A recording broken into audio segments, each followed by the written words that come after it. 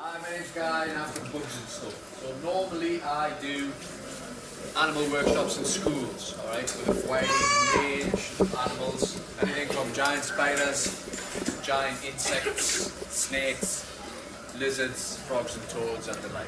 Okay, but today we're just talking about one thing, aren't we? Snakes. Right. This is a good one. So, certain snakes will get better the more you handle them, so it's to your advantage if you want a snake that you can handle to get it out regularly. And that also gives some benefit to the snake. It gets it out of its confinement, it gets a bit of exercise, and then naturally inquisitive and will try and go and walk about around the house, but always keep an eye on it because they're very good at escaping. Let's just start doing that. Give it a try. Right, pretty sure this one's okay, but again, just because the corn snakes in general are quite docile, you can't really say that for everyone. They do have slight personality differences, so you'll get ones which really don't want to get distances. It has small bursts of power when it's usually trying to escape predators. Something like the mambas in Africa can move very fast.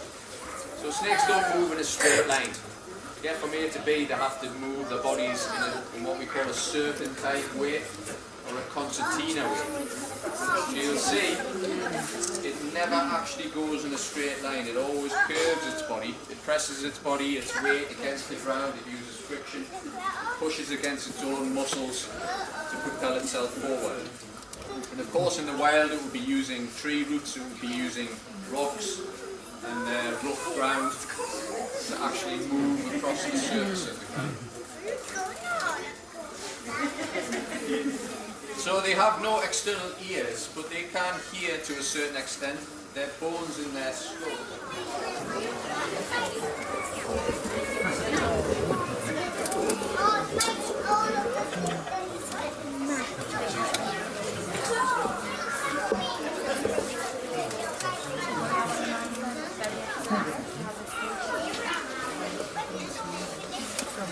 And some shoes or handbags.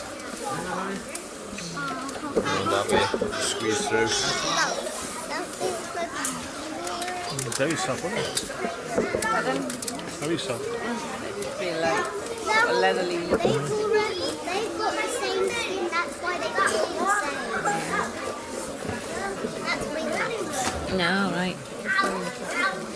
And the arms. And it's a non-constrictor, so it's really unusual when you see rabbit's food. Enormous. Alright, it's another non-venomous constrictor.